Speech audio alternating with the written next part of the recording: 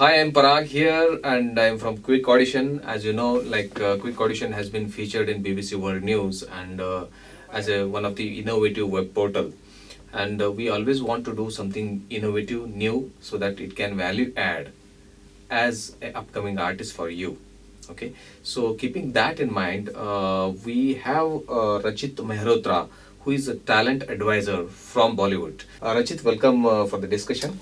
Thanks for calling me. Okay, so Rachit, I think you have traveled across in the world. I think most of it Southeast Asian countries to give the talent advisor as a role. What do you say about that upcoming talent? Well, Parag, today talents is very energetic, very demanding, desirable at the same time. But some other talents are opposite to this. They are restless, they are impatient and frustrated. In fact, मैं इतना ही बोलना चाहूँगा कि talents दो प्रकार के होते हैं. एक तो ये होता है कि जिसको अपनी क्षमता के हिसाब से वो अपने मूव्स को चैनलाइज करता है, होमवर्क करता है उस पर, और उसके बाद फिर वो मार्केट में घूमता है काम पाने के लिए. दूसरा टैलेंट होता है कि भाई हमें जल्द से जल्द चीज़ें मिल जाएं, रिजल्ट जल्दी मिल जाए, क्योंकि जाहिर सी बात है कि हमारा मुंबई में जो रेंट होता है हमारे घर का या खाने पीने का या घूमने का, वो खर्चा जो है कम से कम टाइम पे बच भी जाए और हम अचीव भी कर सकें अपने रिजल्ट्स को बतौर एक्टर बन के. तो क्या होता है, स्टेज में बहुत से टैलेंट्स ये हो जाते हैं कि वेवर हो जाते हैं. उनको लगता है कि भाई चलो ठीक है, 6-7 महीने करा, डिवोट करा टाइम को, या 1 साल डिवोट करेंगे टाइम को, उसके ज़्यादा नहीं हुआ तो कोई बात नहीं, हमारा डैडी का बिजनेस तो है ही कम से कम. सवाल ये नहीं है, सवाल ये है कि क्या हम अपने करियर के साथ में जस्टिफाई कर रहे हैं. मिसाल के तौर पे अगर कोई टैलेंट के दिमाग में अगर माइंडसेट है कि नहीं, मुझे ये पाने के लिए किसी भी हद तक मुझे जाना है और मैं जाऊंगा, चाहे इसके लिए मुझे कुछ भी करना पड़े, जैसे बोलते हैं हम डेडिकेशन, या जैसे बोलते हैं अपना ब्लड देना. तो अगर वो प्रिपेयर है तो उसके लिए जैसे बोलते हैं ना कि वो एक स्टेज जो है सेटअप नहीं होती है, क्योंकि उसके पास में फिर हर्डल्स भी होती हैं, चैलेंजेस भी आते हैं, और प्लस वो ये देखना उसको पड़ता है मार्केट में कि कौन सी चीज़ इनोवेट हो रही है, कौन सी चीज़ उसमें इन्वेंट हो रही है, और कैसे वो उस चीज़ को अपने टैलेंट को शोकेस कर सकता है, हाईलाइट कर सकता है राइट प्रॉपर टाइम पे. मिसाल के तौर पे अगर आप बात करें आज के दिन में, हर एक टैलेंट जो है या प्रोड्यूसर जो है या कास्टिंग डायरेक्टर जो है वो देखना चाहता है कि टैलेंट में एक जेम छुपा होना चाहिए, एक उसमें एक डायमंड की तरह उसकी क्वालिटी होनी चाहिए. अगर वो डायमंड की तरह क्वालिटी नहीं है, जाहिर सी बात है कि फिर उसके चांसेस जो होते हैं आगे बढ़ने के कम हो जाते हैं, बिकॉज यहाँ पे मनी ज़्यादा इन्वॉल्व होता है. तो टुडेज टैलेंट के बारे में इतना ही बोलना चाहूँगा कि टुडेज टैलेंट अगर प्रोडक्टिव देखा जाए तो बहुत कम है, और अगर आप देखें इम्पेशेंट और डिजायरेबल लोगों को तो बहुत ज़्यादा है. ओके, सी हम लोगों का एक्सपीरियंस ऐसा रहा है कि बहुत सारे हम लोगों ऑडिशंस कंडक्ट किया है, may be more than 2500 auditions so far हम लोगों ने कंडक्ट किया है.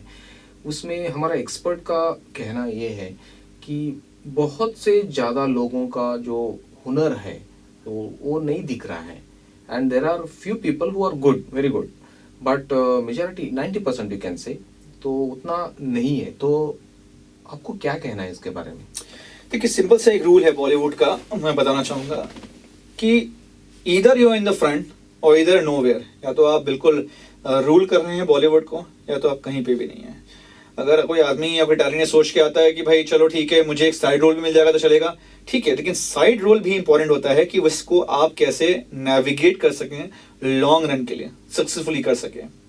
मिसाल के तौर पे क्या होता है कि जब हम ऑडिशन टेप्स जब जाता है, पहली बात तो बहुत से ऑडिशन टेप्स में 200 टैलेंट्स की परफॉर्मेंसेज होती हैं या 300 टैलेंट्स की परफॉर्मेंसेज होती हैं.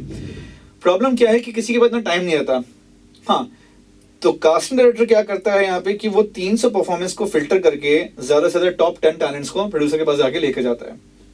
अब प्रोड्यूसर भी जो है वो सिर्फ खुद डिसाइड नहीं करता, उसकी टीम होती है, डायरेक्टर होता है, असिस्टेंट डायरेक्टर होता है, या उसका कोई एग्जीक्यूटिव प्रोड्यूसर होता है. वो डिसाइड करते हैं कि अगर वो टॉप 10 में अगर हम टॉप 3 को फिल्टर करें, यहाँ से 10 के स्लॉट को 3 में लेकर आए, तो वो टॉप 3 में कौन हो सकते हैं. तो एक बहुत बड़ा कंपटीशन होता है. यहाँ तक कि भी बहुत सी चीज़ें ऐसी भी होती हैं कि प्रोड्यूसर को ये फील होता है कि जो कैरेक्टर आ रहा है वो कैरेक्टर उसके मुताबिक तो है, बट हो सकता है कि रोल जो जिसने परफॉर्मेंस अच्छी करी है वो शायद कहीं ना कहीं डगमारी, लेकिन वो कैरेक्टर में फिट होता है. तो वो भी चांसेस बढ़ा देता है कि भाई you can be a selected player in the market.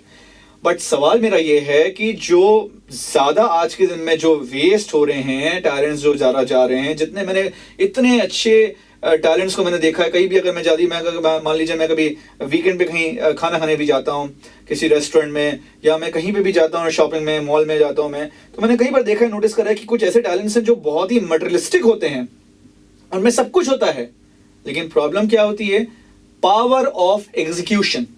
अगर उनमें वो कला नहीं है, प्लस यूनिकनेस नहीं है, या वो ये नहीं जानते कि किस तरीके से इसको इंप्लीमेंट करा जाए throughout the audition process को, the moment when you are entering the room and the moment when you are walking outside the room, अगर वो चीजें पूरा ध्यान नहीं दे पा रहे हैं, तो लेट मी टेल देम कि everything is being watched, their movements are being watched very very carefully.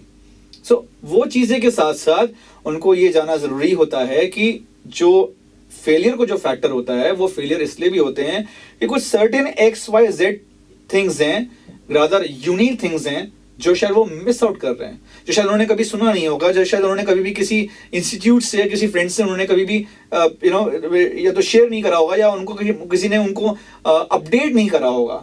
तो वो चीज जो है जानना आज के लिए टैलेंट के लिए बहुत जरूरी हो जाता है। एंड एज आई सेड कि half knowledge is always dangerous, full knowledge is always makes you a smart player in the market. Okay, and it's a very simple fact parag कि आदमी already invented है, उसमें already talent है, born talent है, but what we can do is like reinventing a talent. Very interesting. लेकिन मेरे talent के लिए आप कैसे हेल्प कर सकते हैं? Very interesting fact parag.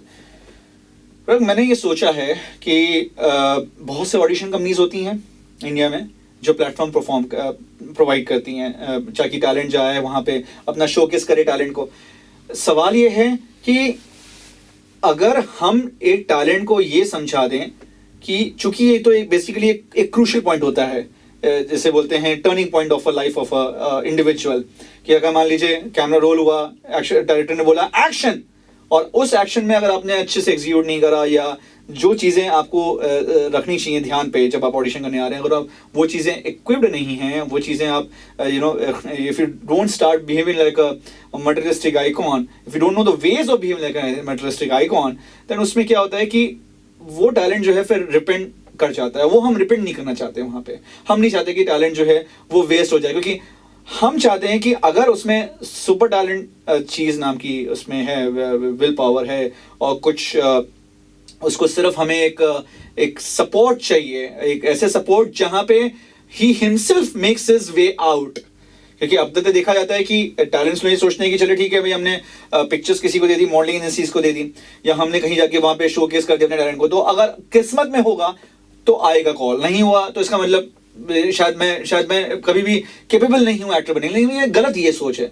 हम ये बताना चाहते हैं टैलेंट्स को, और एक सेमिनार हम रखने हैं, फ्री सेमिनार रखना चाहते हैं, जहां हम ये बताना चाहते हैं कि आप में सब कुछ है, पर सिर्फ नहीं है तो हाफ नॉलेज नहीं है, सिर्फ नहीं है तो आपको रीइन्वेंट करने का तरीका नहीं मालूम है। आप टैलेंटेड जरूर हैं, क्यों हैं? क्योंकि जाहिर सी बात है उनको वैसे ही फेलिसिटेशन उनके अपने करते, तो अपने तो कभी झूठ बोलते ही नहीं है पर आप, तो हम तो यहाँ पे उनको ये हेल्प करना चाहेंगे कि आप हाफ नॉलेज डिस्कवर हो जाइए, और साथ ही साथ जो है अपने आप को रीइन्वेंशन प्रोसेस में जाइए। और रीइन्वेंशन प्रोसेस सिंपल सा ये है जो मैं करने वाला हूं आपके टैलेंट्स के साथ में, वो ये कि मैं उनको बताने वाला हूं कि कैसे, वो कौन सी यूनिक चीजें हैं जो शायद उन्होंने कभी सुनी नहीं होंगी, ना कभी जानी होंगी, और वो यूनिक चीजें कैसे आप उसे इंप्लीमेंट कर सकें, ये क्रूशियल पॉइंट ऑफ टाइम पे जब ये आपके कोई ऑडिशन या कास्टिंग कॉल्स आती हैं, कैसे आप उस कास्टिंग कॉल्स में सक्सेसफुली अपने परफॉर्मेंस को एग्जीक्यूट भी करें और अपने इमेज को एम्पलीफाई कर सकें, अपनी क्रिएटिविटी को बढ़ा सकें। तो वो चीज उनको जानने के लिए, उनको बताने के लिए मैं शेयर करने आ रहा हूं, ना कि टीच करने आ रहा हूं। क्योंकि मैंने पहले भी कहा कि कोई भी चीज टीच करी नहीं जा सकती, सिर्फ उनको शेयर करा जा सकता है। तो मैं बस उनको शेयर करने वाला हूं। Acha, Rachit ji, another question which I wanted to ask you is this seminar. Do you think आपको लगता है कि ये माइंडसेट को चेंज करेगा? वेरी गुड क्वेश्चन पराग. सिंपल सी बात है कि सेमिनार जो है मैं जो कर रहा हूं वो माइंडसेट चेंज कराने के लिए बिल्कुल नहीं कर रहा हूं, बल्कि उनको एक चॉइस दे रहा हूं कि ईदर यू आर सीरियस और या either you are not justifying yourself fully in order to make a career. मैं आपको एक उदाहरण देता हूं एग्जाम्पल के तौर पे. घोड़े को अगर आप पानी पिलाने लेके जाएं तो जबरदस्ती आप पानी नहीं पिला सकते आप जब तक घोड़ा ना चाहे. तो who is to be blame? It's not the luck and astrologer, it's up to you. क्योंकि आप अपने आप होमवर्क नहीं करते अपनी बॉडी को मेंटेन करने के लिए. ठीक वैसे ही हम यहां पे तो उनको सिर्फ हाफ नॉलेज बता सकते हैं क्योंकि हाफ नॉलेज तो उनके पास ऑलरेडी है. पर वो जो हाफ नॉलेज जो हम बताएंगे वो तो उन्होंने ना कभी सुनी है, ना कहीं देखी है, ना कभी जानी है, ना ही उन्होंने कभी अपनाया है. तो मुझे लगता है कि 100% रिजल्ट्स तो बिल्कुल नहीं आएंगे अनलेस अनटिल सामने वाला टैलेंट भी एक विल पावर लेके चले, क्योंकि ताली एक हाथ से नहीं बजती. तो जाहिर सी बात है कि मैं 95% मैं एफर्ट करूंगा, 5% वो एफर्ट करें. अगर 95% मैं उनको कंप्लीट नॉलेज देके बता सकता हूं कि कौन सी वो चीज है जो उनकी क्रिएटिविटी को एनहांस करेंगी, उनको लॉन्ग रन पे रखेंगी, उनको टॉप पे रखेंगी, उनको कभी भी वापस स्ट्रगलर नहीं बनना होगा, और साथ ही साथ वो आइकॉनिक की तरह जाने जाएंगे, तो 5% is enough for them to take this knowledge and to implement. Because मैंने वही कहा ना परा कि टैलेंट में उनमें कमी नहीं है, उनमें एनर्जी जबरदस्त है, बट जो क्रिएटिविटी जो है, जो यूनिक टिप्स जो उनको समझनी चाहिए, जिसके कारण वो क्रिएटिविटी उनको ऐड फ्लेवर करेगी, वो चीज उनको जो है आगे उनके लॉन्ग रन के लिए काम में आएगी.